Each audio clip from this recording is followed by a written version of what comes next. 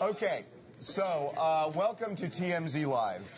And we talked about this a couple of days ago, and we said that Dr. Arnold Klein had agreed to come to TMZ Live and talk to us about all things Michael Jackson.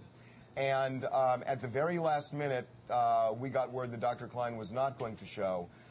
He called me yesterday and said, I am going to do this, and sure enough, he was a man of his word, and he came here agreeing to talk about a lot of things involving Michael Jackson. We are going to be talking about Michael Jackson and his drug history. We're going to be talking about the doctors who treated him, including Dr. Klein. We're going to be talking about propofol, Michael Jackson's family, how he got along with the family, the 1993 molestation case in particular, something that we published the other day that got captured a lot of interest. We're going to be talking about the police investigation, a lot of things involving Michael Jackson. Dr. Klein, first of all, thank you. Well, thank you. I just want to say I'm sorry I didn't show up, but a lot of people got in my way. You know, I do have lawyers who think that I'm slightly crazy to do this, but I think it's important to get out to the public the truth. I mean, I think we can fight everything by being honorable. I mean, you were very interesting to me. You compared everything to Rashomon. And Rashomon, to people who don't know it, is a Japanese movie by Kurosawa, which is about people all seeing the same event from a different perspective, whether the tree chopper or is starring Toshiro Mifune. It's a very great movie. Right. I think that's not what this is. This is really about the difference between good and bad. Because I think what we have here is a lot of bad medicine. We have some good medicine, but I think we have a whole bunch of bad medicine. I think we have some good behaviors. I think we have some disastrously horrible behavior. And I think with the running thing that we're going to talk about today is there's a lot of greedy people out there.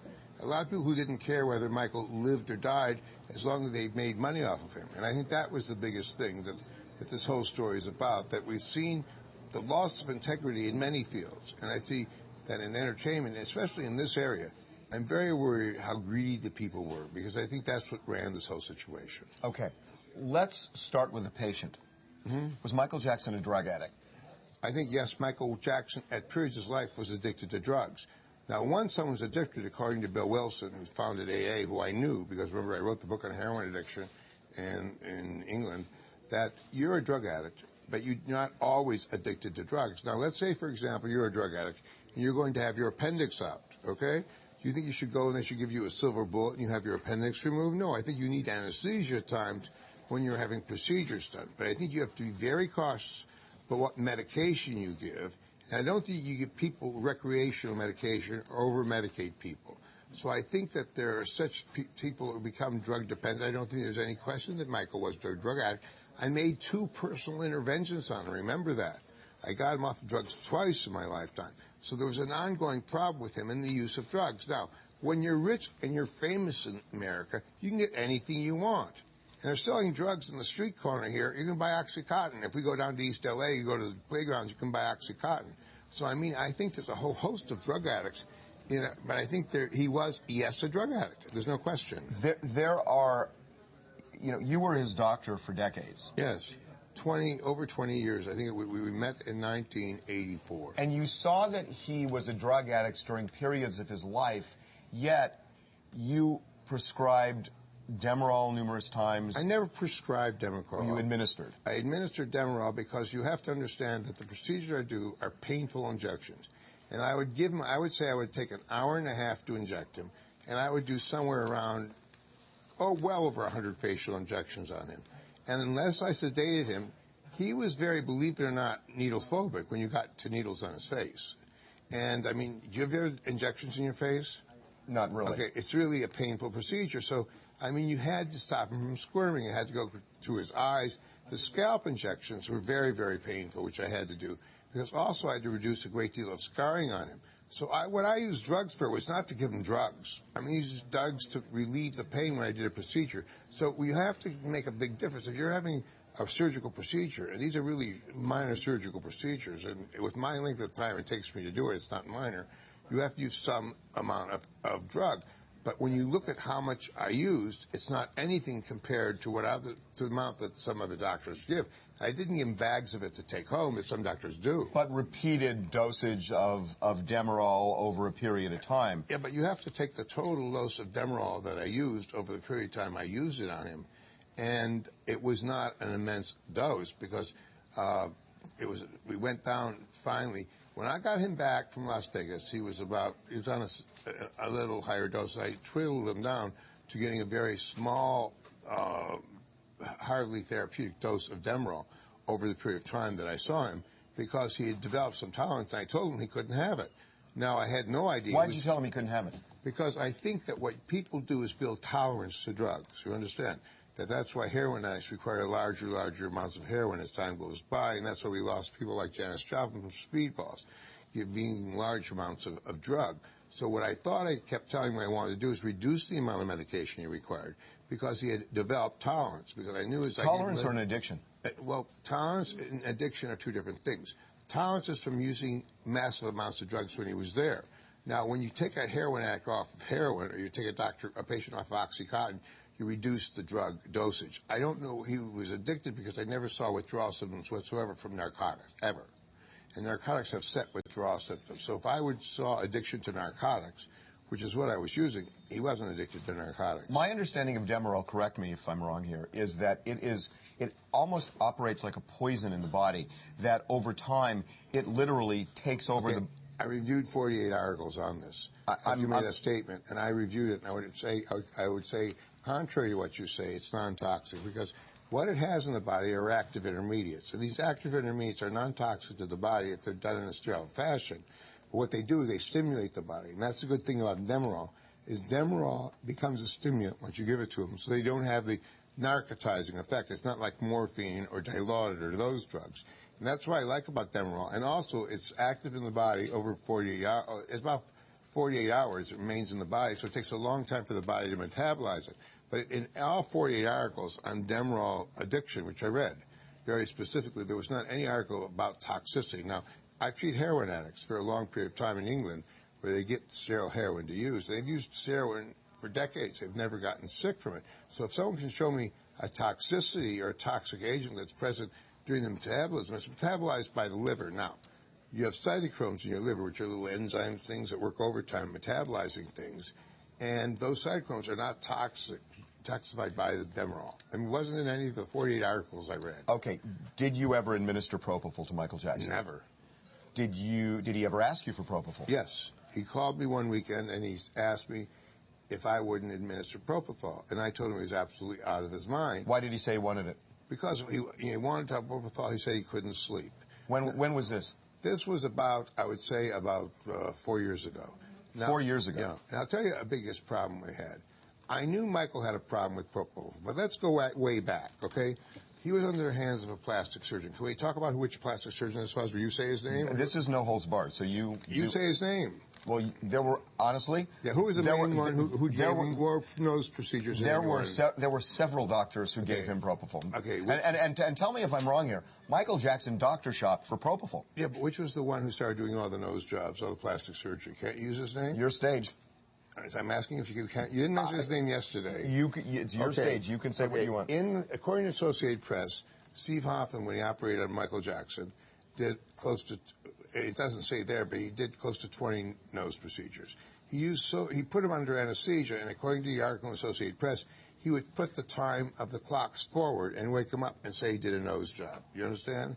He was also accused of playing with the genitalia of patients, and also he used so much anesthesia. Let's just go ahead with this. But I mean, look, here's the thing about that. No, we're not done yet. Well, but that's nothing provable that's been No, but I'm just saying, okay. I know, but I would rather not get into... We're not going to get into blind accusations. No, this is not an accusation. I'm just quoting an article, okay?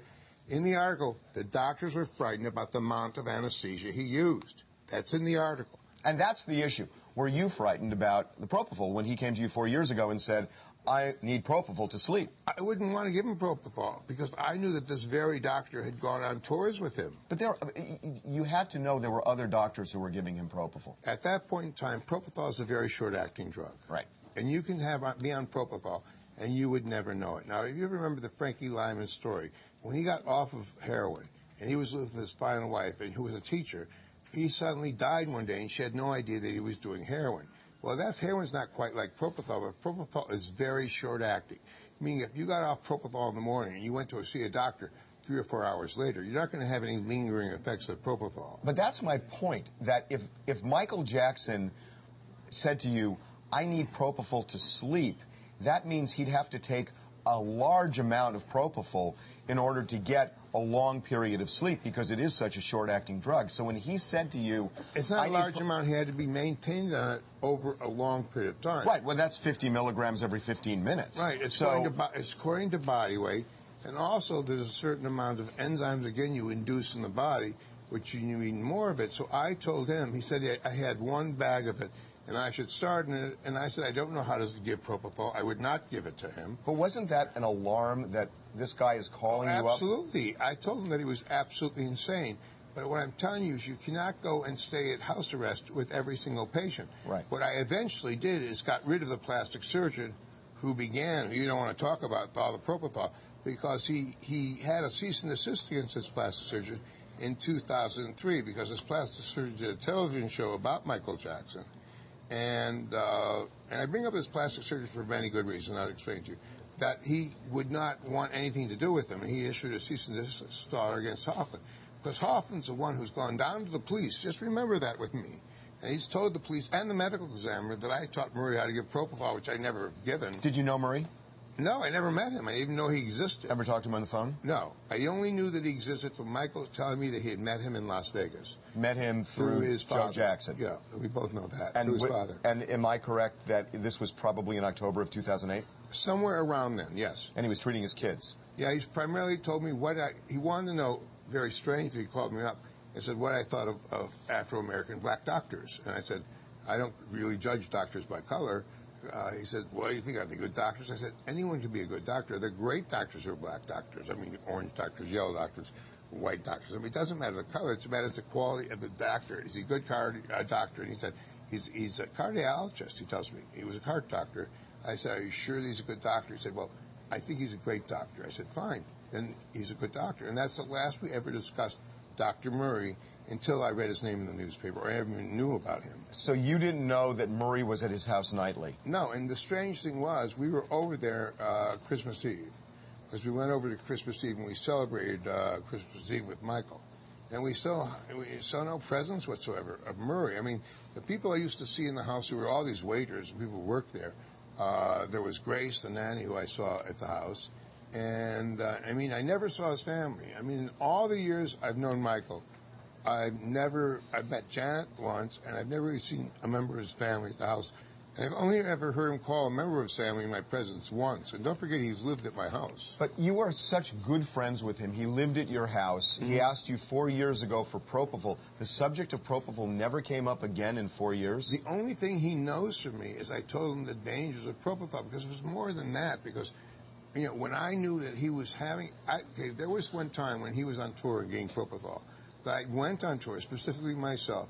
I stood guard over his room with my nurse and with 2 of my assistants, 2 bodyguards I brought with me, to make sure the doctor who was giving propofol on that point of the tour wouldn't give it to him. Now, I had heard that, and see, this is where we got a little thing screwed up, but he was getting propofol in Germany. That's the most recent tour. And that was being arranged, I'm not going to mention the doctor, by another doctor in Los Angeles. And I told the doctor, I mean, I just thought, this is totally insane. This doctor's arranging German doctors to give Michael propofol. I mean, this is it's like giving someone the drug they want. See, every drug addict has a drug of choice. But he was indeed asking you for certain drugs. Yeah. Did he ever ask you for Demerol? No.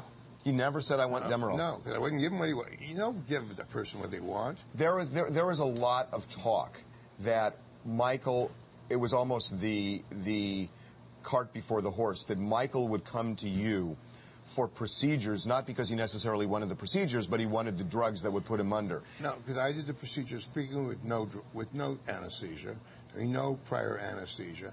And if he wanted to mount it, I mean, he could take all the Demerol I gave him at one time. It wouldn't do that much, because I just am so leery of anyone who's a drug addict, because, you know, when you're dealing with very high-profile people, a large portion of Keith Ledger is not one person who's isolated. How many people in this city are addicted to drugs? A lot. What number are addicted to drugs? So you have, I mean, yesterday a patient wanted OxyContin from me. There's a patient who was HIV positive who I'd really rebuilt the whole area under his eyes and his cheeks as an actor.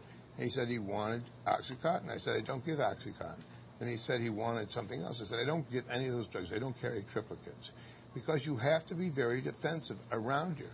Now, there's certainly doctors who give all these drugs. I don't happen to be a drug doctor, only because I've seen the dangers. I've lived with heroin addicts, and it's not a pretty picture. And also, I don't want this to happen to people. When Keith Ledger died, he had everything, including the kitchen sink in it. And when the family members say they found black tar heroin at the house, this is what's strange. Who had the heck, other than someone who used drugs, understands what black tar heroin is? It's not something we casually talk about. By the way, it was not black tar heroin. I know it was marijuana that was in a bag. But I don't think, I mean, Michael was not a person like that.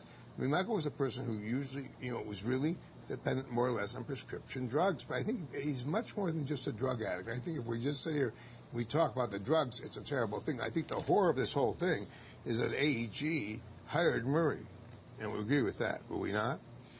Well, what do you know about that? I mean, I read the article in People magazine that AEG hired Murray. And I think that if I would hire a doctor for a very famous person, I would make sure that the doctor was qualified to be the physician to this patient. So you had told me something earlier about Dr. Murray and Michael Jackson, that at a point Michael Jackson said, I need an anesthesiologist. Okay. This is not what I said. So you heard from someone else. But I'll tell you what my feeling is on this. Because I didn't tell you that, because I didn't know that until a long time after. An associate of yours. Mine told me that Michael called 2 weeks before he passed away saying he needed an anesthesiologist, which makes no sense when he has Murray there who's giving him this anesthesia. But you have to understand that when you read the records of the last part of his life, he was giving propofol IM, okay? Propofol is never meant to be given intramuscularly. It's meant only to be given intravenously, okay? It even burns when you give it in that manner. So the other thing is you begin to worry about this doctor administering in this manner. Now, but he was administering it IV. We don't know that for sure. He was found he had an IV the day he died. Okay, but we also know... And if I may, he also... was giving an IM. We knew that from his statement. He stated that you gave it to him intramuscularly, which is absolutely incorrect. But he was sleeping for 8 hours sometimes. And to sleep 8 hours, you have to give about 800 milligrams absolutely understand of propofol, and you can't do that intramuscularly. You have to do that intravenously. But here's the problem with it. The problem with the whole picture on the last day was he administered the drug intramuscularly. You can't get a constant level. Let's just talk about a few things. He didn't have a pulse oximeter and EKG going. You can't administer drugs like this unless you can properly monitor the patient. That's another problem. So, and the other thing is that when you take propofol, who else can get some of the propofol breathed out by the patient?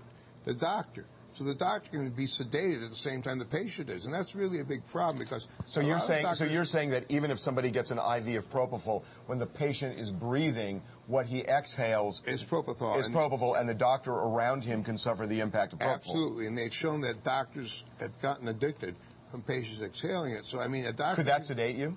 Absolutely. So that's the question you wonder. Was the doctor giving the propofol sedated at the time and put to sleep by the exhaling of the propofol by Michael? We don't know that. Or did Murray fall asleep there because because you sit in a room with someone and exhaling propofol for 8 hours, that's how the doctor supposedly got addicted to those drugs. How is it if Murray was we know that Murray said he was administering propofol nightly for 6 weeks. Mm-hmm. We have reason at TMZ to believe it was a lot longer than 6 weeks. But take the 6-week period. Mm-hmm. If Jackson is getting this night after night after night, why suddenly would he talk to somebody in your office and say, I need an anesthesiologist? Because I believe that he had nurse anesthetists who started the IVs. I don't think that Murray was starting IVs on him. And I think he was looking for someone else to use an intravenous line. Why? Because I don't think that Murray was capable of starting his IVs. Because doctors themselves, who are not surgeons, remember this man was not a surgeon. He was supposedly just a general doctor. He had problems in San Diego, had he not? He had problems in San Diego, problems in Houston.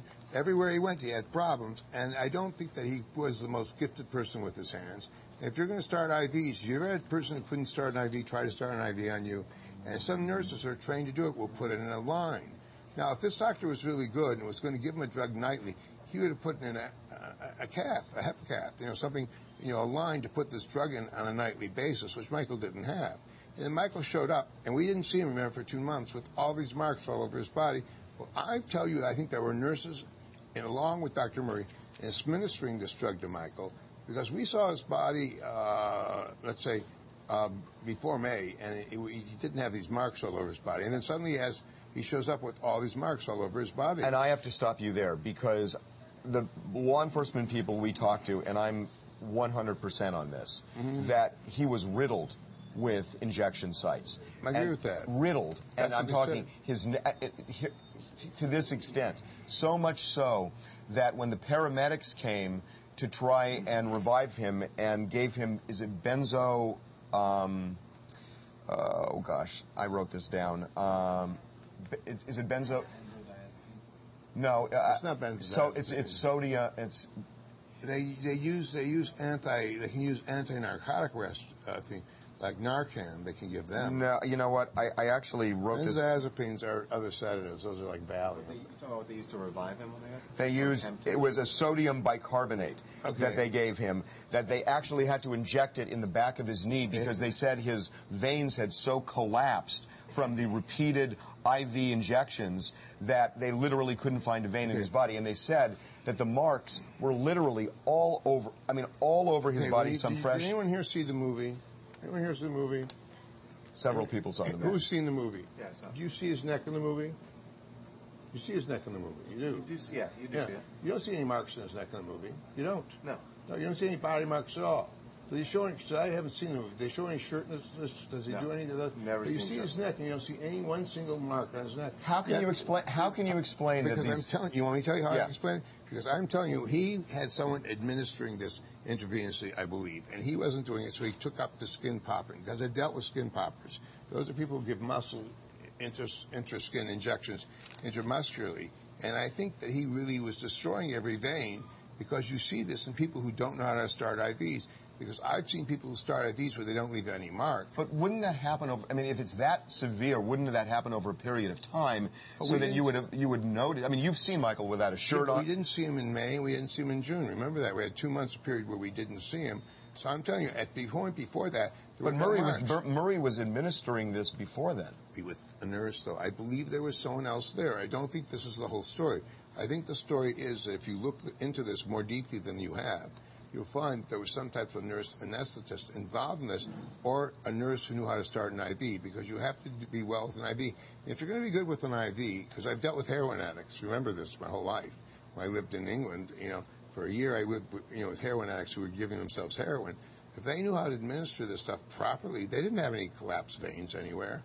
I've seen people give drugs all the time. When they put in these lines for kidney dialysis, they don't get those veins collapsed. You only will collapse a vein when you infiltrate, usually, and you use a product very badly. And you usually don't see this unless a person is very bad at starting an IV.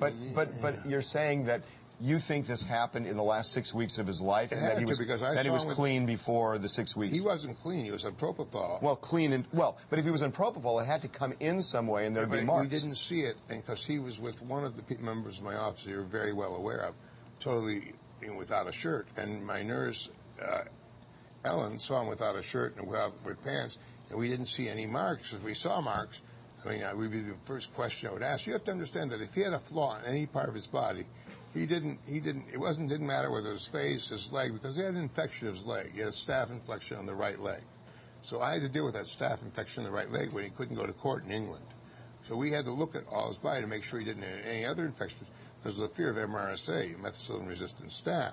So it wasn't a simple thing, but I think he's much more than just a drug addict. I think what we have here, though, is a situation where this Dr. Murray existed, and I feel this man is responsible for his death. I think, though, that the family really honestly wants to just shift the blame, and they got a hold of this Dr. Hoffman, who decided that they're going to shift the blame to me. Why do you suppose? Well, for several reasons. I'll give you several reasons. Because they need a scapegoat. Why wouldn't they have Murray? Why wouldn't they have Murray as a scapegoat? Because he's not enough a scapegoat. And the other thing is they wanted to have someone to share the blame with, because AEG hired Murray. Now, I'll just tell you what I think. I'll give you a great example of it. You came to my office, okay, the day Winters was there. Oz did helicopters, and you all arrived before Winters got there, okay? Now, that means that Winters told you he's coming to my office, right? Doesn't necessarily mean that. It means that you know it means that you can tell me what you want to, but I know from your facial expressions. My facial expressions. Yeah, I know what you're saying. You know that Winters told you. No, I mean, look. You're going to tell me he didn't say that to you? I'm going to tell you. I'm going to tell you. I'm not going to tell you how we find out anything. So you're telling me the answer that you knew. No. You got there before he did, so you knew. Now, he was sitting in the third row of the memorial. Do you know that? I did not know that. Okay, he was in the third row of the memorial. So he had a special relationship with someone, which meant he had a relationship with the family, because I didn't get invited to the memorial, and I was his closest friend. Let's just go through some of these stories. So I turned my records all over to the police, okay? And they go through my records, and they don't find anything. And Dr. Winter, Mr. Winter, excuse me, he's not a doctor, if he wanted to be a real human being, he would park under my building, go up the elevator, come to the office. If he wanted to be like a human being, he wanted to turn this into a spectacle. Well, you know what? I've seen enough spectacles. I've seen Ben-Hur. And we know the truth. As he told every news source, I have helicopters everywhere in front of my office, that he's going to come to my office doing nothing because he had the records. And this was the problem I had, because I have a patient down at the medical examiner's office who died from Botox and Artefill, Botox being one agent using Artefill being a filler, due to an infection after having them, that I would like them to report to the FDA, but they have more time doing this. We have kids dying, getting Oxycontin in the street, and he's doing a spectacle in front of my office. So what I'm saying to you is I wish the coroner would stick to doing important things rather than feeding their old narcissism. And that's what this whole thing bothers me, because you get a famous person who dies, and everybody wants to be in front of the spotlight, and it becomes really abhorrent to me. I mean, you have everyone doing this. You have, you have to know that Steve Hoffman also spoke for the family. He said he was a representative witness now, and with the family together to the police. But did the police ever speak to me? Ask me that. Have the police ever spoken to me? My understanding is the police are not investigating you. That there are two investigations going on. One is Dr. Murray with the LAPD. The second is with the DEA. The police have nothing to do with that. And the DEA is looking at the various prescribing practices, and you're one of the doctors they're looking at. Yeah, but I'm telling you that if you go to my prescribing practices, you go to Mickey Fine Pharmacy. The Mickey Fine Pharmacy is a fabulous pharmacy. They decided to put every drug that was ever prescribed to me by any doctor under my name as if I prescribed it to myself. You understand that? They said that there were 27 self-prescriptions by you. They never made a self-prescription by me. They did it to every doctor in my building. You know, who runs Mickey Fine Pharmacies? A pharmacist? No. Jeffrey is an accountant, so he's very thrifty in the amount of pharmacists. I've never self-prescribed any of those medicines to myself. We now have a letter from my physician, my treating physician, that none of that was ever self-prescribed. And if I ordered for Demerol for office use, they would put it under my name. So I never ordered an office use prescription because they were sloppy. And see, that's the problem. It was the greediness of that pharmacy and their sloppy behavior that got them into trouble. I'm in no trouble. And you know what happens is they came up to my office and tried to get the name of my doctor. You want to know why? Because they want to know who was prescribing the medicine, because they were saying I was self-prescribing. You know what I did? I refused to give them the name. Let them live with the mistakes they made. But you want me to guarantee you something on my grave of my mother, which is a big deal for me because my father was an Orthodox rabbi, is I never gave that medicine. So they wanted me to look bad. So everyone thinks that I should look bad. But you know what? I'm good. I'm not a bad guy. I'll tell you something. I tried to help Michael to the best of my ability. But some people are beyond your help. And you ask me a strange question. Would I do it again? Yes. Because you know what? I can't refuse anyone. I think we have to go back to that, because what I really did ask you when I met you Sunday was that you were friends with him and you were best friends with him and you were also his doctor. And I asked you if there's a danger of blurring the line, and if you could go back 20 years, would you elect to treat Michael Jackson as a patient? I don't have many friends, you know that. My friends are my patients. I mean, we know someone, a mutual friend of ours, okay? My patients are my patients 24 hours a day. You know, they call me 3 o'clock in the morning. They call me 4 o'clock in the morning. You know, I've flown as far as Tokyo to see a patient. I've flown to the Middle East to see a patient where Jews shouldn't go. So I'm telling you, when you say what I do is medicine, the practice of medicine, I mean, I'm not a shrink. I'm not, Freud. But I think that you do blur the lines because you're available 24 hours a day, 7 days a week. But that does raise the issue that you're not a shrink, you're a dermatologist, yet you at times prescribed things like Xanax and other medications. That was once, and let me just tell you about the Xanax prescriptions. You have to understand there's another person in the mix, okay? First of all, I'm not a dermatologist, just a dermatologist. I happen to be a professor of medicine also. Are you aware of that? So I'm also an internist, and I'm also a dermatologist, so I'm more than just a little dermatologist. I didn't mean it that way, by the way. No, I'm just telling you this. Now, let's take You're a famous dermatologist. Well, you are. I'm the best dermatologist. So Okay, I look fair at it. enough. Because I don't think anyone who can do it better than I can. I mean, they may think they can, but I'll do it better than they can at you because I'm horribly competitive. Even with myself, that's the worst thing. That's the person I compete with. So I think what we have to look at is look at right now. Now, Debbie Corman was in today in my office. You know Debbie Corman, Harvey Corman's widow. They had to change his name at UCLA. You want to know why? Because they couldn't use the name Harvey Corman because the information got out and people started harassing him. So he had to use a pseudonym. You can't start using these real names of these patients. The medicine's going to end up those prescriptions sold. And we didn't even have HIPAA laws back there. But I knew back there, and even in those periods of time, there were problems. Now, if you want to look at my prescription and my charts, you have to understand after you viewed both my charts with the first medical man, with the first city attorney from Los Angeles, Gil Garcetti, remember when he came into my office with no search warrant. And I had the district attorney. And where were the records? Not in the truck of my Rolls Royce. I didn't have a Rolls Royce. Then I had a Mercedes convertible. Well, this one, no. But in '93, you did put the medical records in the back of Michael car. Jackson in the back of your Bentley. No, I didn't have a Bentley. I had a Mercedes. Well, I got the car wrong, but you put it in the back in the trunk. You want to know why? Yeah. Because I felt that was the only safe place because I didn't trust the records then. Did you do it this time? This time, the records the records existed in the office. Did you ever move those records from outside of the office after Michael died?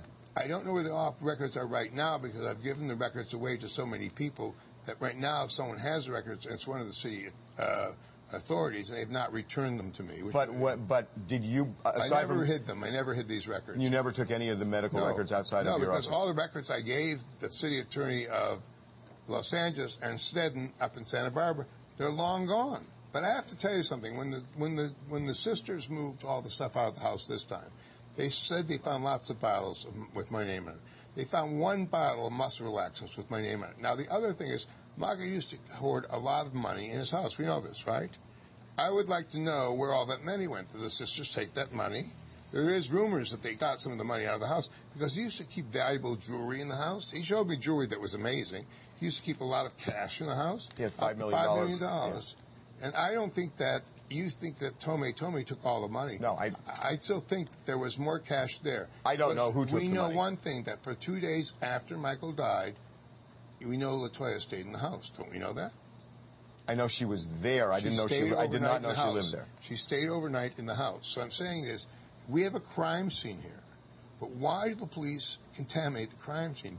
Is this how they usually work, and they allow contamination? Or they allow it because it's famous people? Are famous people allowed certain behavior patterns during situations like this than non-famous? Because I'm sure that why did the police talk to the Jacksons? Now, let's talk about 2008. Let's go back a way. Before we do, I want to go into something that you had mentioned, that you talked about Mrs. Corman, about that he used an alias, which I guess. Yeah, I was forced to use an alias. You used the name Omar Arnold for Michael Jackson. Yeah. By the way, was Arnold you? Yes. Arnold was for your name. Yeah, I mean, it's not for Benedict Arnold, it was for me. Right, okay. But there were other names. Josephine Baker. You ever use that? Let me tell you about these names. Debbie Rowe sent me an email about these names, and she said that she blamed Cindy, who worked for Randy Rosen, for creating these names. And Cindy didn't know half these names, okay? There were 19 of them. Yeah, I mean, I will tell you one thing, that, I can't say, we know that Debbie treated Michael at Neverland, correct? Right. Debbie Rowe treated Michael. Well, Debbie Rowe treated Michael Jackson in your office in 1993 and gave him repeated injections of Demerol. Well, I don't know if I was even there. You have to understand, this is according to records that Steve Hoffman's trying to say. No. I can tell you that that's not true. This is according to records from the Santa Barbara County Sheriff's Department investigation, where Debbie Rowe is quoted by one of the officers, because I've seen the report. And the report talks about Debbie Rowe repeatedly injecting Michael Jackson in the buttocks in your office. Okay, I have to tell you for one acne thing, treatments. No, I don't give Demerol for acne use ever. She could have done it. You want to know why? Because she treated Michael at different times. Don't forget, she said acne, by the way. She posed for nude pictures in my office. Do you think I allowed that to happen? Do you think I really ran a Playboy thing? Probably not. Okay, so what I'm telling you is you have to consider your source. And what I'm telling you, when you consider the source of this person who really doesn't like me whatsoever, and, who's with this Mark Schaffel right now, who I don't think is the most wonderful person either at this point in time. You have to consider your source, that she wrote me this email saying she was not the mysterious woman who gave these names, that it was the Cindy character. Excuse me, the Cindy character didn't know these names. She worked for Randy Rosen, the only one who knew these. So that essentially tells me Debbie Rowe gave these names. And we were used to be missing things that Debbie, we believe, from the other nurses, took and used on Michael Jackson. So anything that she may have done in my office, I cannot be held responsible for because I didn't do it. I will not belabor this, but I do have one other thing on that. Sure, ask me anything. The LAPD has some of the records. Yes. That the coroner took from the office. At least one of the records involves, it talks about you filling acne scars and putting him under with Demerol.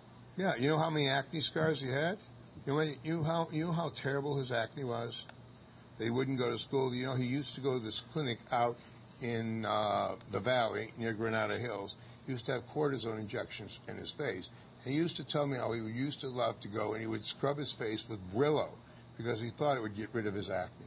And he had some really severe acne scarring when I met him. And he had really severe acne scarring.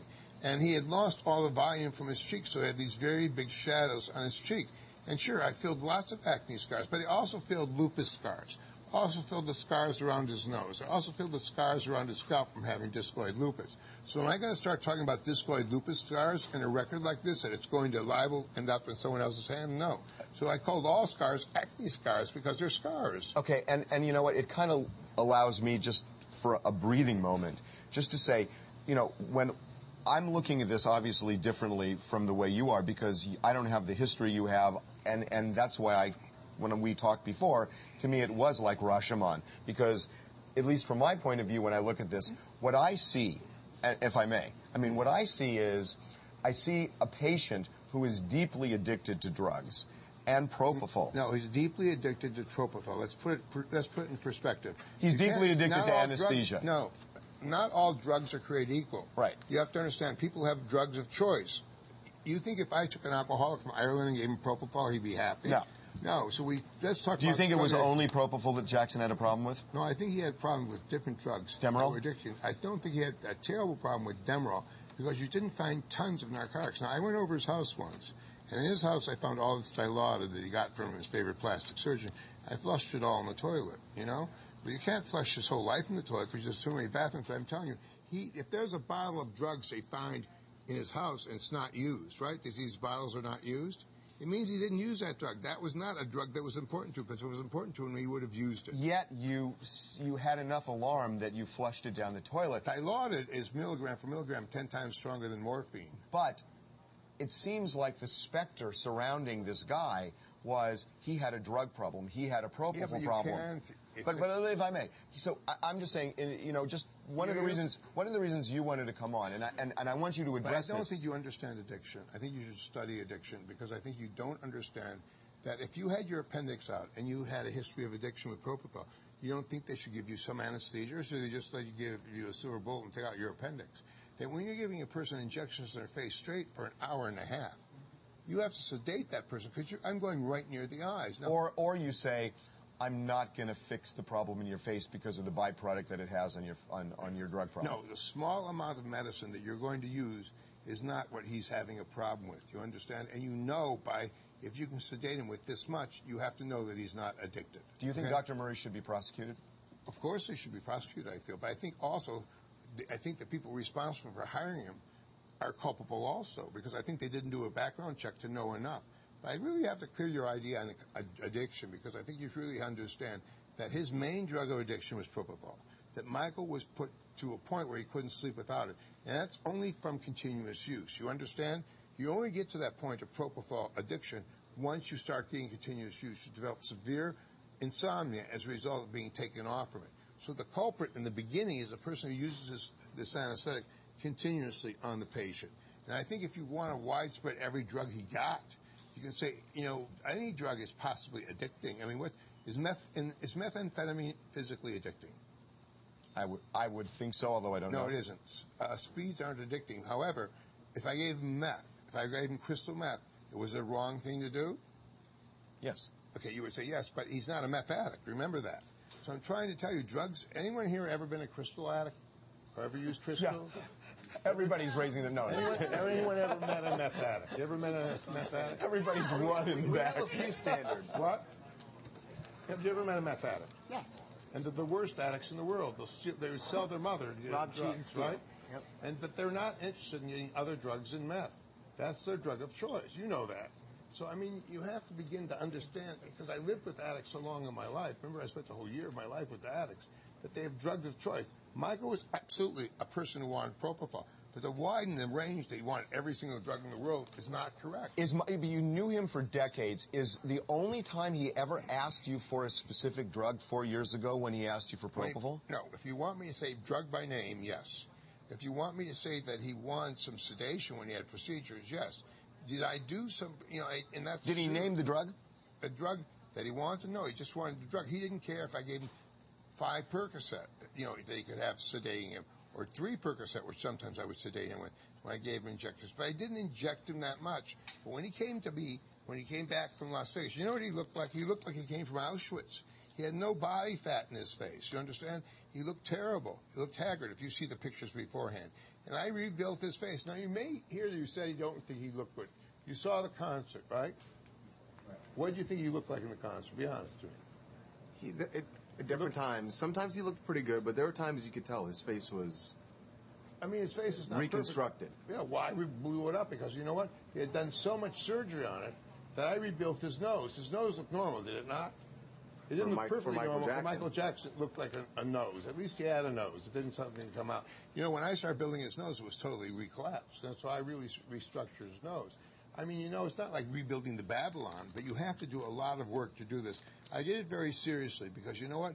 I knew that he wanted to try to rebuild his career. I didn't hear about it. Look, the guy used 19 aliases with the help of doctors, and some of those you used.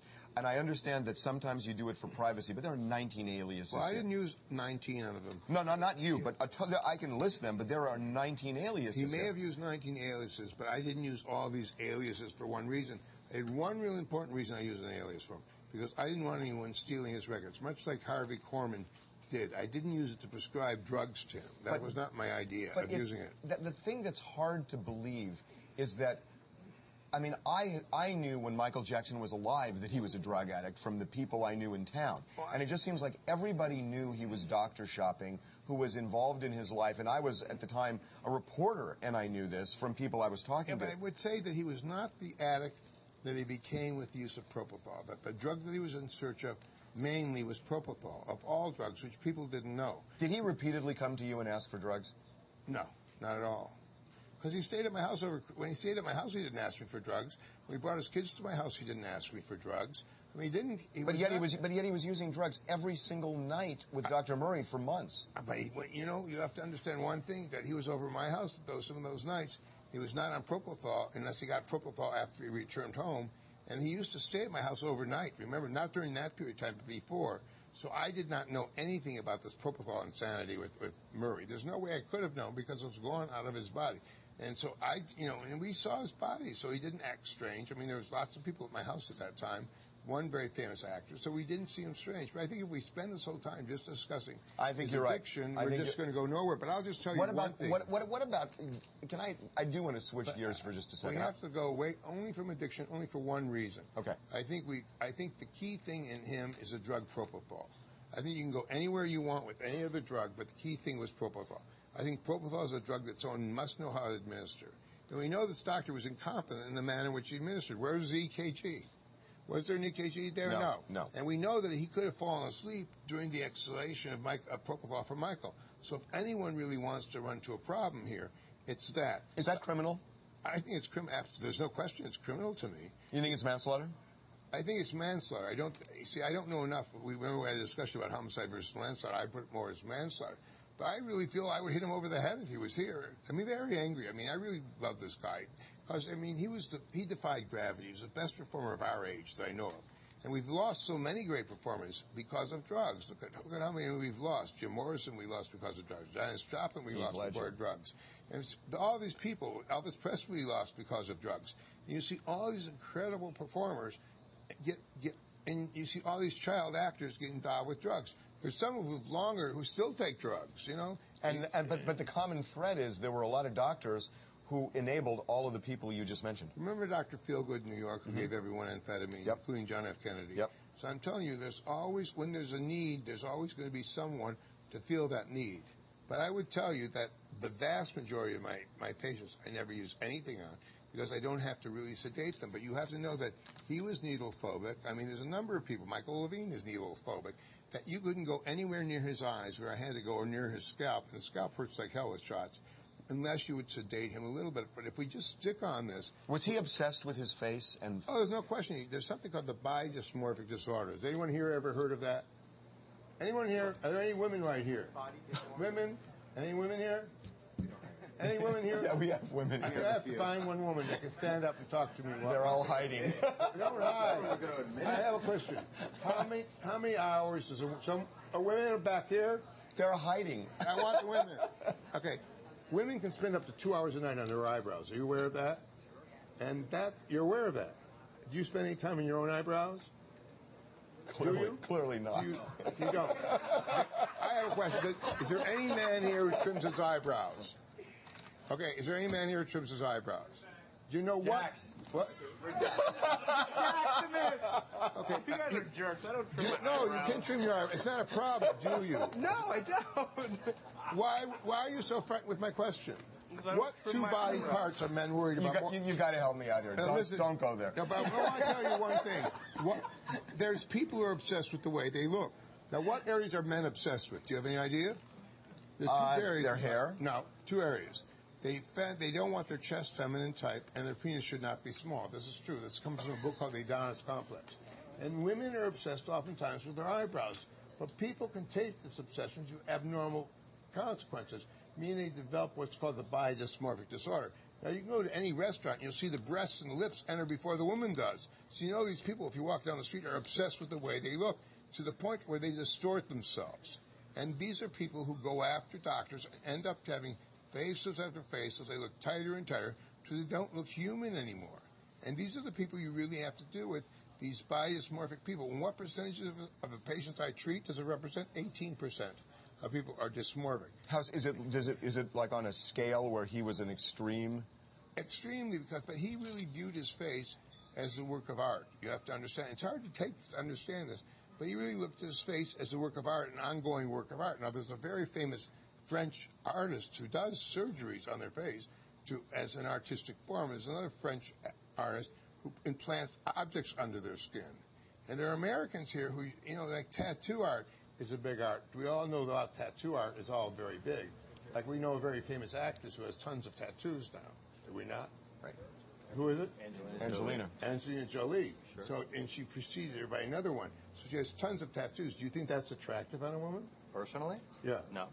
Yeah, either do I. I mean, I'm Jewish. We don't have any tattoos, because they try to tattoo numbers. So I'm saying that when you want to get to aesthetics, it's a whole different world. So that was his about aging, or was it about?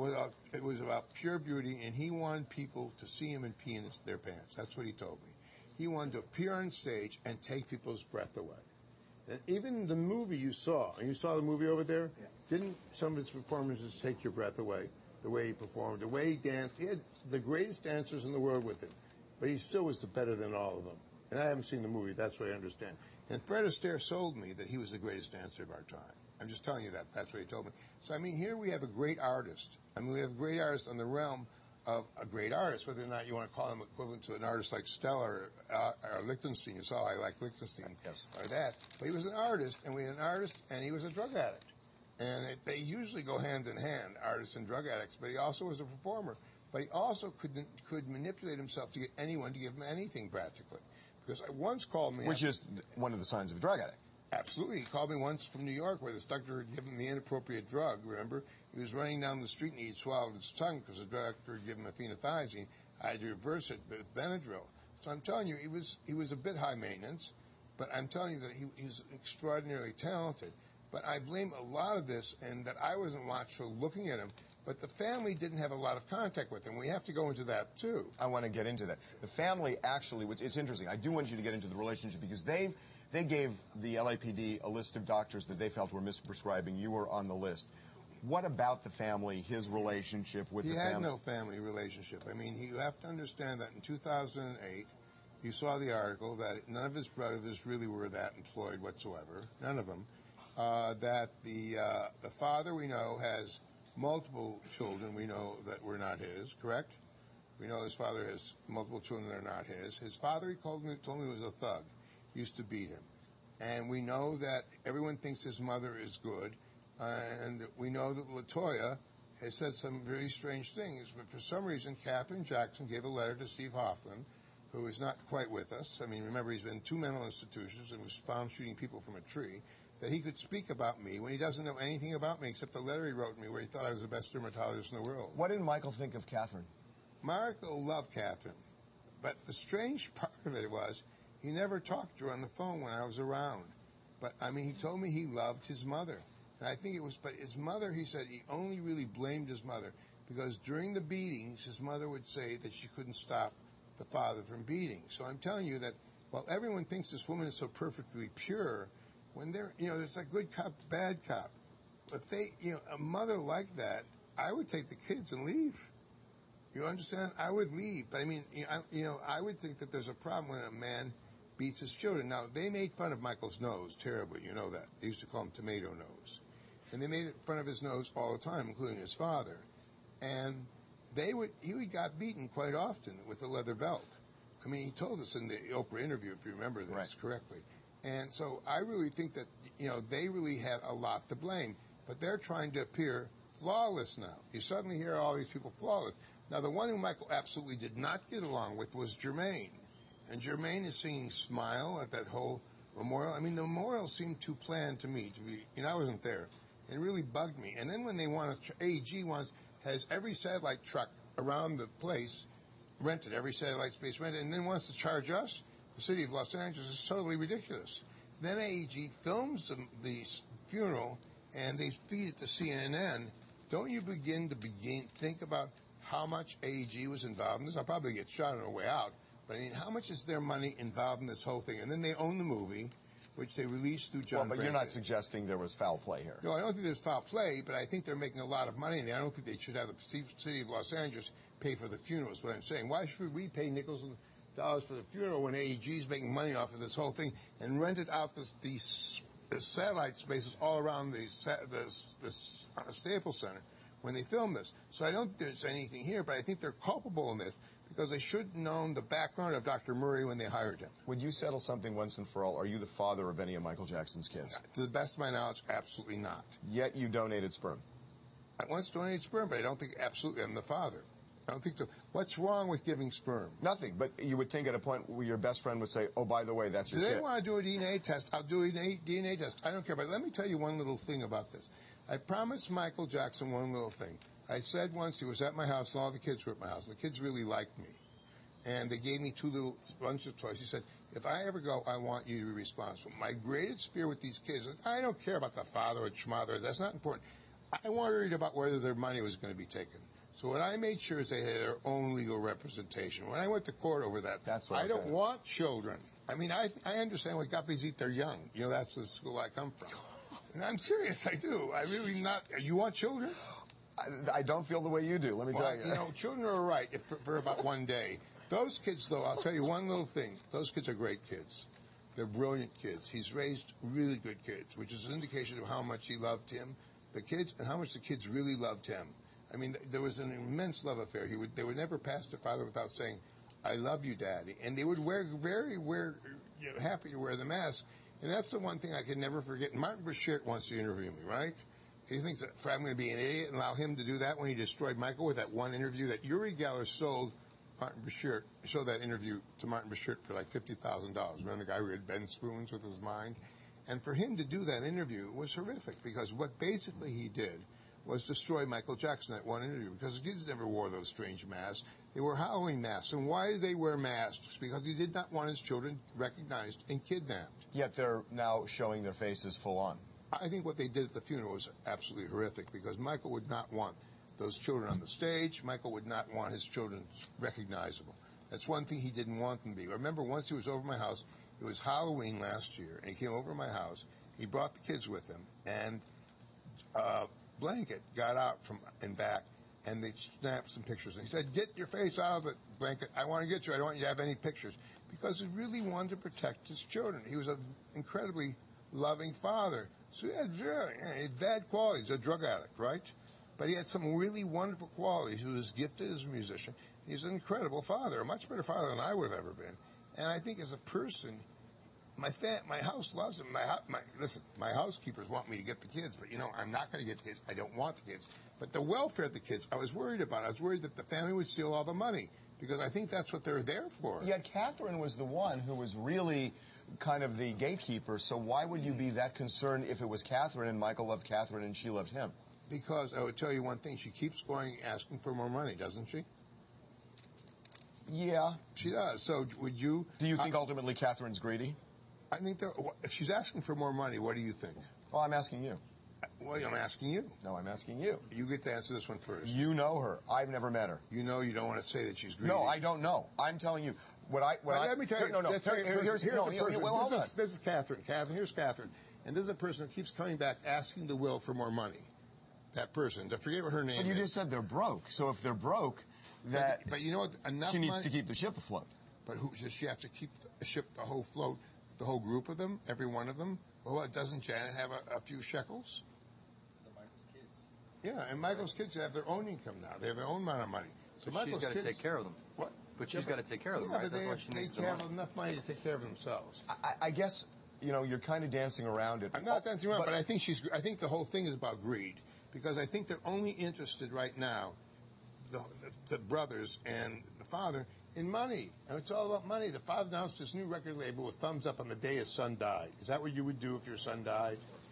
You know what? Let me tell you something. I was close to him, and I had to go through all this crap I went through in mourning. And I had to read all the crap you wrote on TMZ about me, that I was this monstrous person. I had to hide behind a Botox pillow and, said I would never do this. God knows. It's so strange to know you, be a friend of yours, because I really respect you. You know that. And I must be an idiot to respect you, but I do. Because I think you're a really good reporter. You're a really honorable reporter. And I don't want to talk about his urination anymore, because that'll probably end up in Howard Stern. No, that's our next subject. Are we going to talk about urine? Well, you had actually given me a segue. You said that Michael wanted to be so beautiful that the audience would look at him and pee in his pants, which raises then the issue of the urine of 1993, that the accuser in the 1993 molestation case, we know, was able to identify in great detail discolorations and markings on Michael Jackson's genitals because he had vitiligo.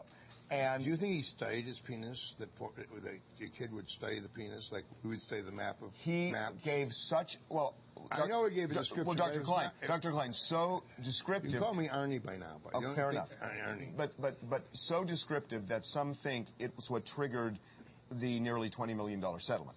Let me tell you what triggered the $20 million settlement. Let me say something. I rode up with Howard Weitzman on my left and Johnny Cochran on my right in a helicopter.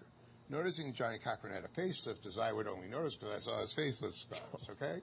So you should all know that. So we went up there to the thing. If you say that, I must say then, one of the great lawyers of all time.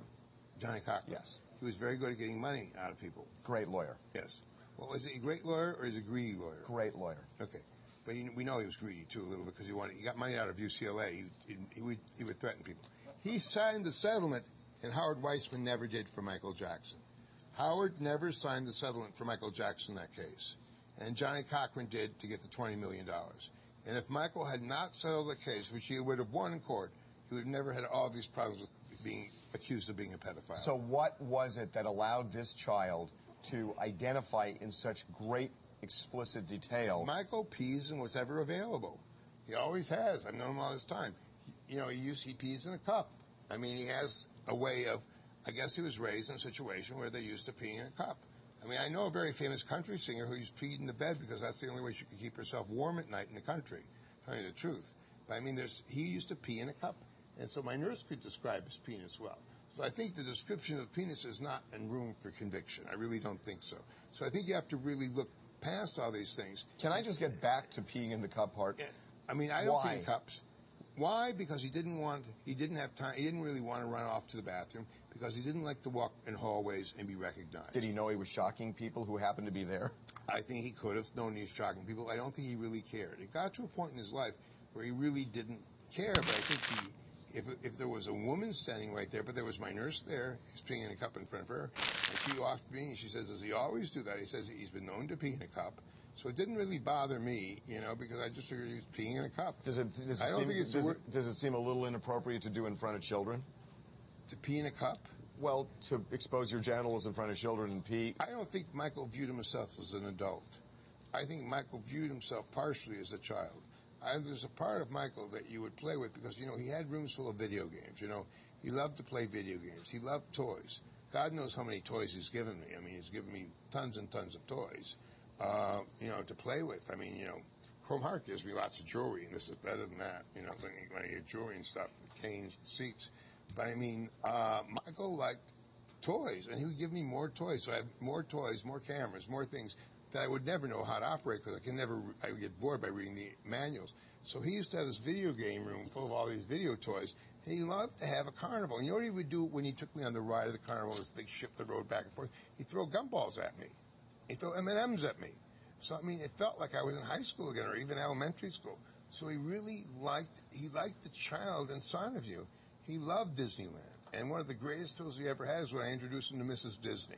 Because Mrs. Disney was my patient, and he only wanted to meet Mrs. Disney because she still lived in the house of Walt Disney with the remnants of the train. So I introduced him to Lillian Disney, and so when I brought him up there, the guy said, it's so nice of this Michael to visit this poor little old lady. Excuse me, he was dying to see her and to see all the, awards, Academy Awards that Walt Disney had gotten. So, I mean, he was religiously a fan of Disney. And so it's really interesting, I mean, the things, and we saw the premiere of Black and White, the video at their house. You have to understand that we saw it on a little television that was about 18 inches, which was a color television, because that's what the Disneys had at their house. But she was a wonderful woman, because, I mean, eventually she built Disney Hall, you know, with Frank Gehry's building. But I think it's really interesting to know him, because he was very much a child there, too. There's a big child there who played with the children. He was desperately frightened of dogs, okay? And I have Newfoundlands. You saw one of my Newfoundlands, and I have a boxer, but I have big dogs. And he would run away from my dogs because when he was a Jehovah's Witness, you know, the dogs would always bite him. Or he'd think they'd bite him. When he went out from door to door. Door to door? Yeah. I mean, there's so many great stories. I mean, like the story of Bad. You know the story? I'll give you a great story of Bad. Bad, you know who was supposed to sing on Bad with him? Who? Prince. I didn't know that. Supposed to do a duet. Yeah, no one knows this. And so Prince wanted to go up and see Michael Jackson. So Prince went up to Havenhurst to see Michael Jackson. And he comes up there with a box of chocolates and some lacy thing that he gave Michael. And Michael starts talking to him, this is what we're going to do, this is what we're going to do, that's what we're going to do. And Prince stood there in the corner and didn't say a thing. You understand that? Didn't say a thing. Michael went on and on and on.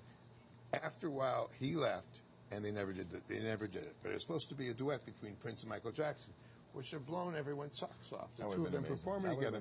But there's so many little things about him that I know that eventually will write. But I mean, the truth being known, I think it was an honor to have known him. And I mean, a lot of the things I still do, you know, I still do want to do eventually what he wants me to do. And he wants me to get involved in this thing charitably about the inner cities, you know.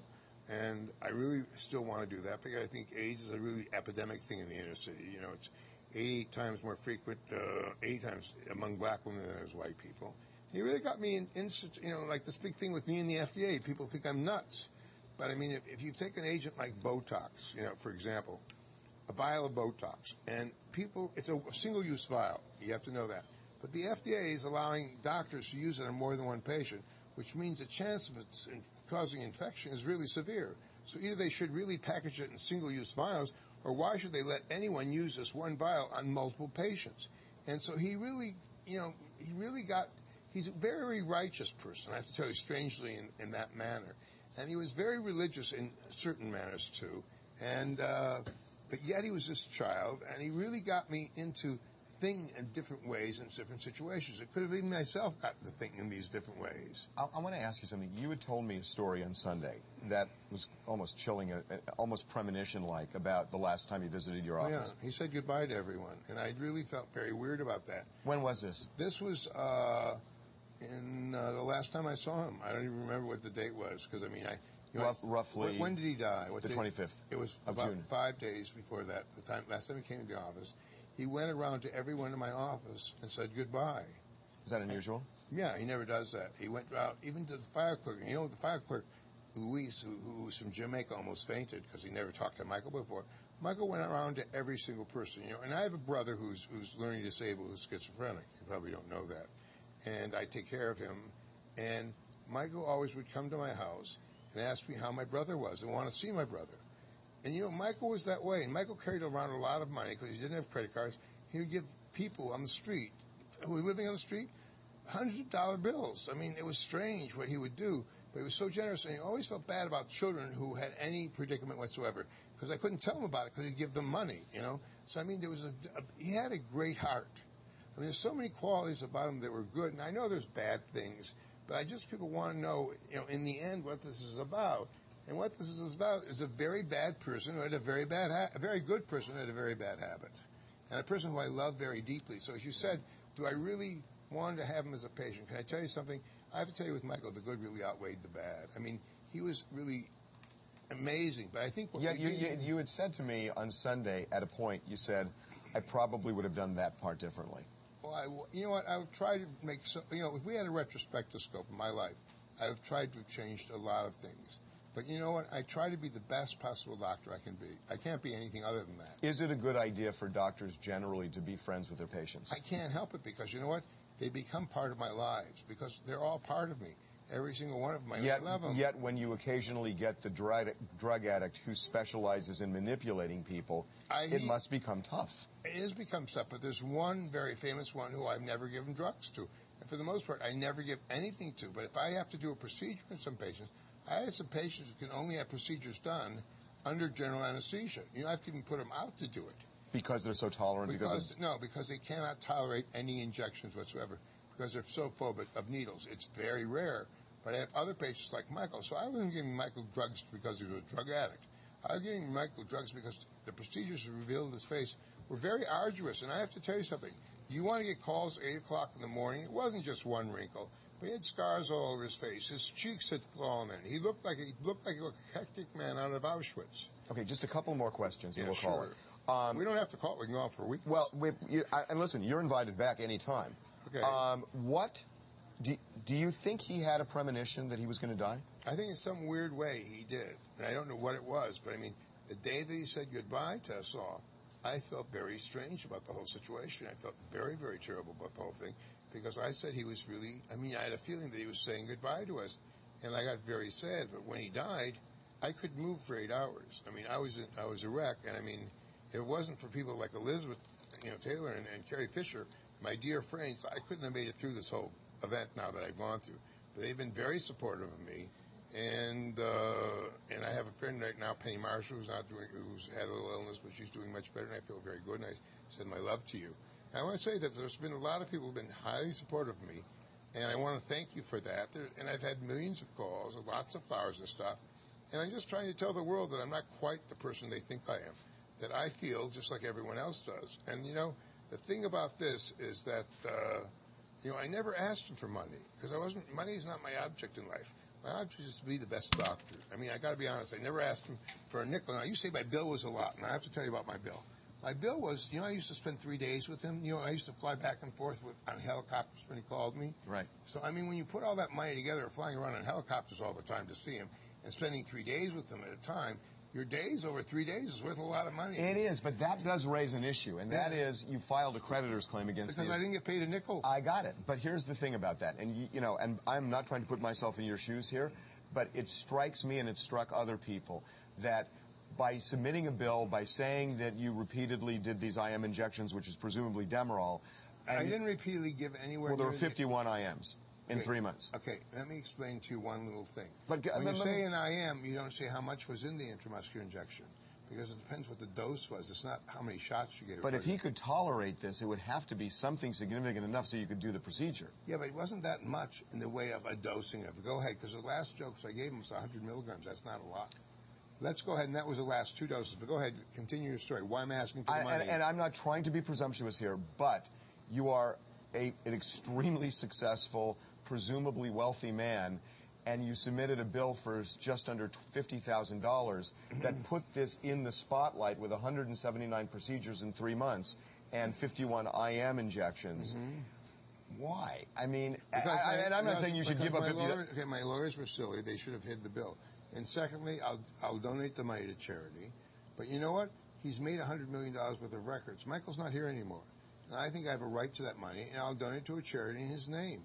But I have a right to the money for the work I did, because I would take my whole weekends off. You know how many weekends I spent with him doing this and just working on his face, trying to rebuild a face? It's not easy. And, you know, I had to rent helicopters. He decided he wanted to do it that day. I was 200 or 300 miles away. I can't make it by car. I have to come by helicopter. And that's what he wanted. I said, Michael, this is insane. He said, that's what I want. So when push comes to shove at the end of it, should I give everything away for nothing because he passed away? I mean, it seems to me so. But did you know you would take some heat for the bill, for submitting the creditors' claim? I did not even know the creditors. Can I be honest with you? You didn't know it was being filed? I did not know it was being filed. It was done behind my back. And I think it was stupid to file it in the manner in which they filed it, because it wasn't filed. So you had no. So you found out on TMZ? No knowledge at all. I found on TMZ that I had a creditor's claim. Because you have to understand. Do you think I run my business? What was your reaction when you saw this? My reaction was this. First of all, my attorneys had to be very stupid not to submit this in this manner. Because usually, can't you submit something closed like this if they owe me something? Why are you submitting this open like this? And I didn't know he didn't pay any of his bills as going along. But it opens up what could be a Pandora's box, where the estate could object and say, justify these medical procedures. Can I tell you something? They've hurt my business so much with the crap they've done now. You understand? I can open up a creditor's claim against them because they've taken me away from my patients with your good friend Ed Winters, who invites everyone to appear at my office along with you and the helicopter patrol. That's slightly presumptuous of you. Yeah, it's honest to me. No, it's not. It's honest to me. How'd you get there? You have crystal balls? We have good sources, don't we? Yeah. It's called telephone calls from people. You know, I know. I'm not stupid. What do you think? I was born yesterday? Okay. Can I just? You can ask some other questions. Well, I just want to kind of go through my notes. I just want to know one thing. As you speak, I don't want you to write nasty things about me. I'm a good guy. Okay.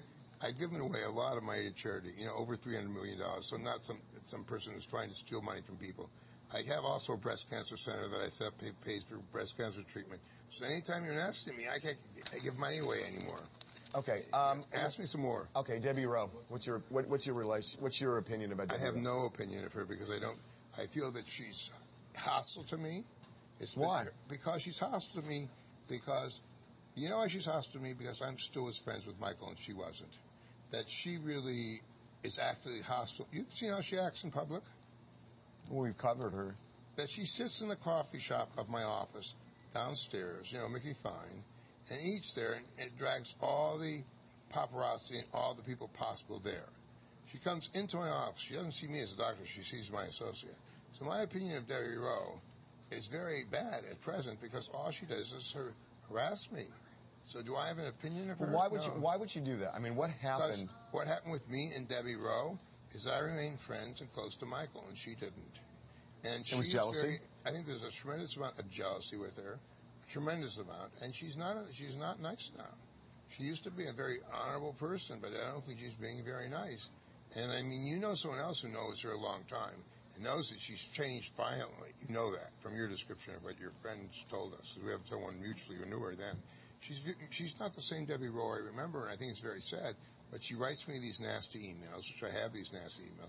She screams at me at the telephone, and she says that this Robert Friedman, what is his name? Her friend, the reporter. Roger is going to write a book, the true book about how I took Omar away from her. And I mean, you know what? Give me a break. I didn't take Omar away from her. I mean, did you refer to Michael Jackson as Omar? She did in the letter to me, and the email to me. She referred to how I took Omar away from her. And I'm telling you, and she said, and all these names you got from Cindy, not from me. Well, Cindy was a friend of hers who worked for Randy Rose. So the names, she's the mystery woman who gives away all the names. And I think that her behavior towards me has been abhorrent. Because not one time has she ever come up to my side. Don't forget, she met him in my office, okay? And she had his child in my office, okay? She did all those things in my office. She had her pictures photographed nude or whatever, wrapped up in whatever leather in my office. So if anyone has any complaints here, it may be my complaints against her rather than her complaints against me, that why did she use my shop as my office as a photo studio for herself? But I'm very cautious with my nurses presently. I get a long history of them. But I'm telling you, she's very angry at me, and she's very close to Mark. You know, Mark Schaffel, who wrote me that lovely email I sent you today. So I think this whole thing is rather strange. And I don't want to comment on it. Okay, fair other enough. than what I've told you. Do we have questions from people who are watching? Can we? Okay. First question is, did Michael Jackson want the kids to go to college? He wants the kids to be highly educated, absolutely. Because he wants them to have the chance of education that he didn't have. Now, I have to tell you that his children, his son, Prince, is brilliant when it comes to photography and anything making movies. I mean, he could make a movie now. He knows how to stage it and everything. So I think that, who knows, they'll probably outgrow college by the time they get ready for college. He wants them to be educated the way he was not. That's what he told me. Yeah, absolutely. No question. And they're brilliant children, and they're wonderful kids. And I don't like children, remember that. Somebody said, do you think it's possible MJ overdosed himself with propofol because he wanted to sleep so bad? No. I don't think he would overdose himself purposely whatsoever. One person wants to know, this is from Jason, was Michael Jackson still under the influence of propofol at his trial in 2005 when he had to be helped into court in his pajamas? He came to the court in his pajamas. Remember, he didn't have to be held at his court in his I believe pajamas. he had gone to the hospital, and the judge had said he was going to hold him in contempt if he didn't show up in time. He showed up in his and he pajamas. showed up in his pajamas. He didn't, and so I'm telling you that he was in the hospital and he came to the pajamas. Was he under any... I don't know. Who knows? I wasn't at the hospital at the Well, time. but you were in contact with him Not at the at that time. Not during the whole second trial. You never talked to him? Not during that trial. Was there falling out? No, it wasn't a falling out, but he was up there in that trial. I never talked to him during that trial whatsoever. There were periods of time, vast periods of time, from 2003 to now that I never spoke to him. You know that. I hadn't spoken to him since 2003. Who was treating him if you had been treating him consistently when you weren't? Who was? I have no idea, but I can tell you whoever it was, they weren't doing a good job, else his face wouldn't have been caved in when I saw it. But I mean, I wondered that, but I mean, when he called me from Las Vegas and said he was coming to see me, and we talked on the telephone, he didn't mention anyone, but I'm sure that he must have seen someone. There's a guy named Chris Carter who's a bodyguard, who was a bodyguard for Michael Jackson, who said that he saw Mike, and he told the sheriffs this in Santa Barbara, that he saw when Michael Jackson would go to offices, and I believe he was referring to yours as one, but offices in L.A., New York, and Florida, that he would go in very lucid and come out looking totally out of it. Now, one was not my office. Can I tell you why? Because the one he went to in New York, I know he came out crazy because he was running down the street swallowing his tongue. Okay, I told you that already. Right. I'm telling you, in L.A., he would have, large doses of propofol, but it wasn't my office. I mean, I would walk him out, and I would walk him out with Jason. We'd walk out together, and he was totally lucid. There was one day he came to my office where I felt he had something on him, okay, but I didn't know what it was. He didn't seem quite normal, but this is towards the last time I saw him. You said to me the last couple of weeks of his life, you saw a radical change in him. Absolutely, and I didn't know what it was, but there was a radical change in his behavior. And I couldn't really put my finger on it, but there was something really strange going on. And I just felt possible. How did that manifest itself? He just didn't seem as comfortable with himself in his own skin as he was before. And he was a little nervous, and I couldn't figure it out. I mean, I couldn't pinpoint what it was. It really was one visit more than any other visit. But he started dancing for all my patients and singing. And he would go and meet them. And there was one girl who was a Charlie's Angel girl. She's now the Kevin Spacey's manager, John Horowitz, who came into the office. And he danced for a long time. He danced for Laurie Stark from Chrome Heart, too, in my office. He would always like to dance and sing with all the patients. And can you imagine what this did to the patients? Here they're coming in, and suddenly Michael Jackson comes in the room because they always wanted to meet him. And I introduced him, and then he started dancing around the room, doing all these body movements. So I thought it was extraordinary, but he would do that in my house too, because I live in that house I live in. It was built in 1940. I bought it, by the way, this luxurious house for $325,000 in '74. That is sick, by the way. I know, it's 18,000 square feet. It's the old Wrigley House, but I mean, it's a neat house. I was there on Sunday when we met, and it's shocking. But I want to get into the manifestation of why he. So he's like this all the time. But then I kept looking at his eyes. His eyes were a little glassy, you understand? And there's little things you pick up, because I look at the body very closely, and I just picked up little things about him that told me that something was not quite right, and I couldn't figure out what it was. But he was not stoned. He wasn't being stoned. He just didn't feel right. And I felt that he didn't really want to go to England. That's how I read the whole thing. The London concert. London concert. And it's very, you have to know, have you ever been backstage with a performer before they go on stage? Mm-hmm. Well, Tom Petty's a really good friend of mine, and I love him too, and his wife Dana. And I used to sit backstage with him, and they go through this whole rigmarole, and before they go on stage, Michael does yoga, he does meditation. So, I mean, they go through this, it's a big stress to do a concert. I just assumed he was going through the stress of doing these concerts, but it just seemed a little bit off-kilter to me. And that he was going to do 50 concerts, I was sure that he was in good physical shape. He was not the string bean they describe. You know that. When we saw him, because he had muscles everywhere when we last saw him. But he was, see, that's... How could they say he was emaciated when he weighed 135 pounds? Well, my understanding, and I may be wrong, but my recollection is it was 115. No, that's what I thought. It was 135 is what he weighed. I mean, I know the weight very well because I remember it very specifically. Riddled with injection marks at the time he died. Yeah, I haven't seen the picture, so I don't know that. Riddled. And I think that is because what I'm telling you is that they had lost whoever was starting the IVs. That's what I'm trying to tell you repeatedly. And they started giving intramuscularly. And that's what we know from Murray. They was giving multiple IM injections. The problem with IM injections, again, is propofol is very controllable as you get it intravenously. Now, if you remember when Sonny gave it as a demonstration on CNN, he gave him a bolus of it, and the guy stopped breathing. Remember that? So they had to use an ambu bag on him. I do. But when he died, there was an IV in his arm. There was an IV in him. Was it clogged or was it open? It was open. I'm told it was open. Well, I don't. Then why did they start one in the back of his knee if it was open IV? I don't know. And that's what doesn't make sense to me. I mean, they say it was open, but they had to start an IV in the back of his arm. That meant to me the IV was in the back of his knee. That means the IV was an open. If he had an open IV, why did he give an IM shot? I don't know the answer. So I'm telling you what the answer to it is. I don't think we have the truth here. The truth only exists in one form, and that's the truth. And I think the truth is that, I mean, he was in the hands of a doctor who didn't know what he was doing. I mean, that's obvious to me.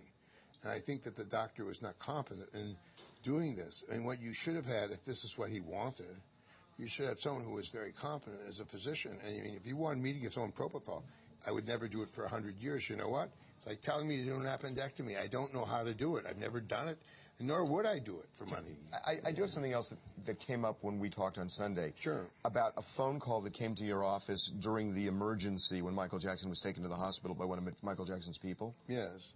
Frank DeLeo called the office.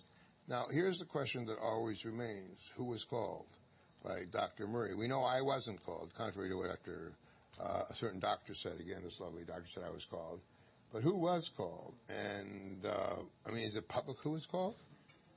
Do people publicly know who was called? No. Okay, but there's been conjecture by many people who's been called. Right. And one was conjecture that the head of AEG was called. That's conjecture. One is Frank DeLeo, who used to be his manager, was called. And whoever the third call was supposedly a patient who was suing Dr. Murray. Okay? That was supposedly what the third call was about. And that's my knowledge. And I can't say for a fact, and maybe a big lie, that's what I was told. But I was told one call went to a patient who was suing Dr. Murray. This is the first person he talks to after this patient has died. Next thing went to the head of AEG. Then they talked to Frank DeLeo, and those were the three calls. And I know fairly well, I was assured yesterday that the first call was up to this patient who was very angry. So I don't know where these calls went. What happened with the Frank DeLeo call to your office? Well, he was telling us that it didn't look very good. Now, I didn't take the call. I mean, Jason, as my office manager, took the call. And what did he say? He said that it didn't look very well. It didn't look very good. Did it? My understanding is there was something said about what caused Michael Jackson to have an emergency. Yeah. And, I mean, you have to repeat it. I mean, I wish Jason was around to repeat it, but he's not here right now to repeat it. Okay, fair Unless enough. he's in front of us, because I didn't take that call. Fair enough. And I can only repeat what I hear in my own ear. Fair enough. But you remember what he said, don't you? You probably remember better than I do. Well, there was so much said that I don't want to put words Well, why don't we do this sometime again? Because this hasn't been horrible, unless I get some horrible things happening on your... That's the TMZ review. It hasn't been horrible. No, what do you want me to tell you? I think it's been great. You know, what do you folks think? It hasn't been horrible. Do you folks have any questions of me? There's two more questions that kept popping up from the fans, from the audience. Fans? From the audience. From the TMZ audience. The first, people want to know about Michael's relationship with Janet. That's a popular Janet's topic. relationship was very, very interesting with him and Janet. He used to talk to Janet, but never in front of me. He'd tell me what Janet would tell him she would do, and whether he thought it was good or bad. But I think he had a decent relationship with Janet. Much better than he had with LaToya, because he didn't, to me, LaToya was the woman who was doing that. The things about the secret minds, what was that thing she was doing about psychic healing, psychics on the internet, and she did that thing in Playboy, and then she said he was a pedophile. Did Janet know that he was on drugs? Did Janet know he was on drugs? I think the whole family knew he was on drugs. Well, you had talked about an intervention. They made an intervention. They called the doctor to make an intervention. When? They called. We know that they called him at least 2 days before. But we also 2 days before he died. Yes, we know that. We have that phone call. And we also know that Grace was at the house, correct? And we know Grace talked to the family. Remember, Reba and Grace got into a slug. The nanny got into a slugfest. Remember that? But this was a while before he died. Yes, but we know that Grace knew what was happening in the house, correct? And Grace was talked to the family. But I just happen to know Grace was in Switzerland when Michael Jackson died. There are telephones. Right. I talked to Grace at that time. I called Grace, you know that afterwards. I talked to her all about a minute. But she lived in the house. She obviously knew what was happening in the house. Because Grace, he fired Grace and then he rehired Grace. Remember that? So Grace obviously knew. And the family was aware. The family is now saying they're aware that something happened. For them to tell you, they were totally not knowledgeable of what was happening in the house. I mean, we know that Murray knew Joe Jackson, right? Joe Jackson introduced Dr. Murray to Michael Jackson. You think that Joe Jackson never talked to Murray once he came to Los Angeles? Well, then who staged the intervention? You're saying 2 days before Michael Jackson died. They called the doctor to do an intervention. They called which doctor? I don't want to say his name. It's not Dr. Murray, clearly. No. They called a doctor, a drug addiction specialist. And they had called all over the city drug addiction specialists, and no one wanted to intervene. Because once before they attempted an intervention that his plastic surgeon attempted to do with him. It was a total failure because they went up there and he had fentanyl patches all over him. So they attempted 2 interventions. And remember this also. They attempted to do an intervention once in Las Vegas. Remember they went to the house in Las Vegas? They attempted to go in. They couldn't even go in the house. And that's not that long ago. The guards kept him out. Yeah, the guards kept him out. So, but I want to go back to this 2 days before. So you're saying that 2 days before, what caused them to be so alarmed that they would call... Because I think they were aware that something was happening, that there was problems with drugs in the house, and they called a drug specialist, and I have that email, and I can't reveal who that name is. You have that email. Please do not say who the doctor is, because I swore I would never say it. But it's a call that the doctor said he was in fact called, and that they had called many doctors in the city to do an intervention on Michael prior to his death, okay? And we have that letter. But if they were estranged, essentially, from Michael Jackson, how would they be in a position to know enough that they would think that there's a problem? I don't think they were totally estranged to the point that I think that they did, at times, talk on the phone to his mother or to whatever.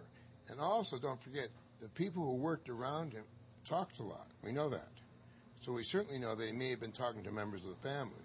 We know that Grace talked to members of the family at various times. So we do know that people surrounding him talked to members of the family. But they attempted the family an intervention prior to his death. I know that. And what happened? It was the doctor refused to do anything because it had been so ineffective in the past. And so I tried to get more information out of him. Did you know this prior to the death? No. This I found out after he died. But, with all due respect, if they knew there was a problem and you're a doctor and he was coming to see you, how come you didn't know? Because I didn't go to his house at night. So I didn't know what was happening at night at his house. But don't forget, Janet stayed at the house overnight, 2 days, for 2 days after he died. And so and don't forget Janet. LaToya, excuse me. LaToya lived right down the street from him, did she not? And so she obviously had been over the house. So LaToya must have had some knowledge of what was happening. You can't go over the house at night and not know that something's happening. You meet this strange doctor there. So, and don't forget, LaToya's from where also? Where else does LaToya have a house? So she was losing it because of money. LaToya has a house in Las Vegas. Did the kids say anything? I mean, there were oxygen tanks in this house. You had a chef there. There was this regular routine where, Dr. Murray would come, or Michael Jackson would come down at 9:30 in the morning, I believe. That the doctor was in the house during the night, but not in the daytime. He was there every day. I mean, when you saw these oxygen tanks, did anybody say anything? Not to me, but I'm telling you one thing. Those children were in that house, correct? Right. But we don't know if the children understood what the oxygen tanks represented. They could think they remember Michael. Oh, I'm not suggesting that they're to. No. What I'm saying is, but you have children in the house who might raise an alarm by saying, Daddy has oxygen tanks. Remember when he was in the oxygen chamber years ago? Yeah. And they showed pictures of him in an oxygen chamber. And so they thought it was more. Who knows what they thought? I can't tell you what they thought, but we know we have pictures of him in an oxygen chamber. You have a chef there that sees what's going on day by day by day. I mean, if I was there and I saw something happening, I would obviously call the authorities, because we know something is really wrong here. And I mean, you have to know one thing, that he would come down at 9:30 in the morning every morning and have breakfast, and on the day he died, he didn't come down. So I think there's something terribly wrong in the situation. But I think that we can't use a retrospectoscope and analyze it without knowing exactly what happened on that given day. Okay, we're going to do one more question and call it. We're getting a lot of people writing in saying that you Twittered yesterday. I don't know if it's your Twitter, that you saw the movie, and you've been telling us that you haven't seen the movie.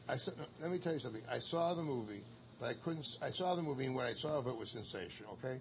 I couldn't find myself. I got really emotional during it, because I'm really an emotional person. I mean, I may look strong, but I don't do well with these types of things, and I had to leave. So I haven't seen every part of the movie, but I have to tell you, from what I saw, and don't forget, I saw him wearing my clothes in the movie, which is really interesting. So if anyone finds my coat out there, it will be nice to get it back. Actually, 2 coats he was wearing of mine.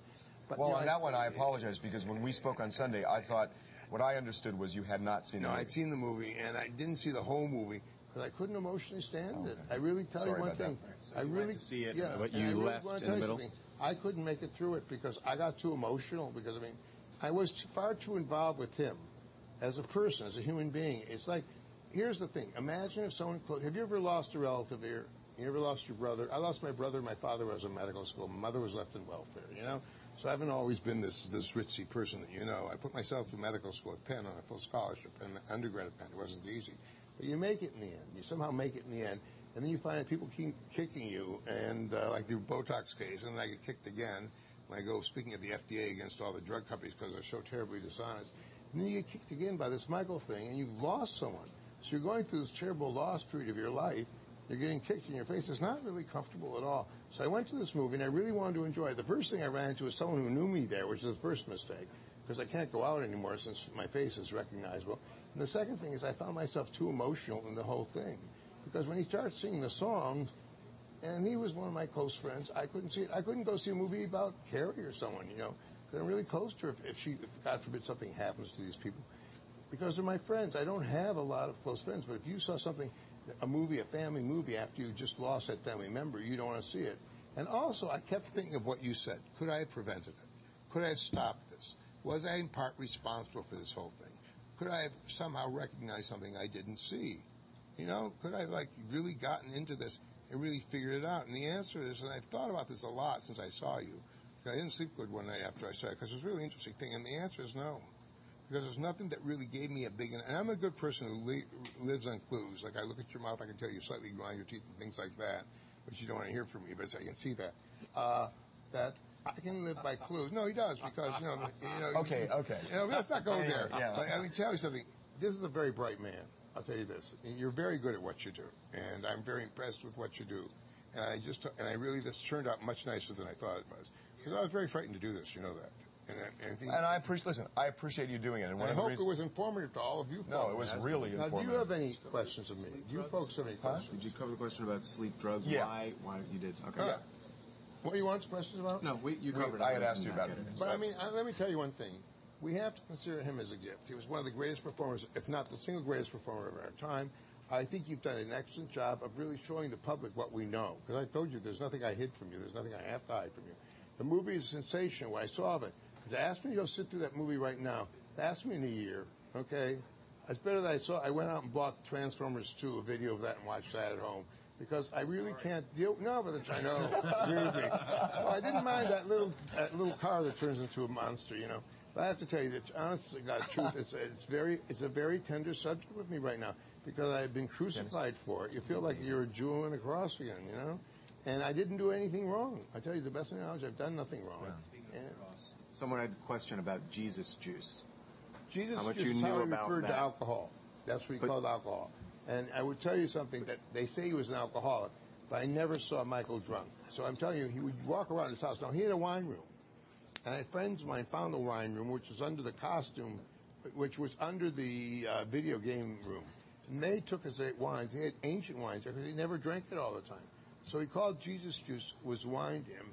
And he used to drink it, and he thought there was nothing wrong with giving everyone in the house the wine to drink. But he didn't drink to the point of inebriation. What about giving kids that? I mean, giving kids that is not right. Did he? Or did you see it? It was written about. I never saw it. Yeah, it was written about extensively in the criminal case. In the criminal case, it was written that he gave them Jesus juice. Right. Gave them wine, and they drank wine to him. But you have to understand, as raised as a Jew, how old were you when you first had wine? The first Passover, how old were you? I got grape juice in a cup. Yeah, he got grape juice. Myself. Wine. I My did. father was a grape rabbi. juice. I got Manischewitz. Yeah. And, and matzah. Yeah, I remember Manischewitz almost made me alcohol-free for a long time. I know. I thought all wine tastes like Manischewitz. Yeah, that's... And so I didn't. That was the same thing with me. So I mean, being raised a Jew. This is turning into the Jewish hour. Right? The Jewish hour. Yeah, well, Molly Goldberg will show up right away. But I have to tell you the truth thing is that, I did an alcoholic survey in high school. I wrote a book, I think, on alcoholism. And when you did a survey of all the people who drank, the Jews drank the youngest because we were drinking wine. We don't make up. French. Yeah, but we don't make up a large amount of alcoholics, except the current Jewish people with traditions really don't have the same tradition. So they do all the drugs that we didn't do. Okay. You know what? Let's call it right now. David? Okay. Thank you very much for doing this. Listen, I so appreciate it. You've been really great. Appreciate you doing it in the manner in which you do. You were an honest man. And I really can't thank you enough for really allowing me to say what I feel. And we all thank you for coming here. I mean, that was... I think it's really important to get the real story out there. I think it's important to show the people out there what's happening, because I think that we have a family who I think is trying to blame everything wrong. They use a doctor who I think did things that I think was very wrong. I'm talking about his plastic surgeon. He's trying to blame everything on me, and I didn't do that. And I think everything will eventually come out of this. And, I just don't want to be tortured anymore by this. I mean, really, with all the paparazzi, my office was shut down for a long period of time. And it was very difficult. But I think right now, I've told you everything I know. And if I think of a few more things, we can do this again. I would like questions come in, because I enjoy doing it, because you're easy to talk to. You're easy to tell the truth to. And that's all I have to offer you. Nothing more than the truth. Okay? I appreciate it. I really appreciate it. And really have a good day. You too, Arnie. Thank you. Bye-bye.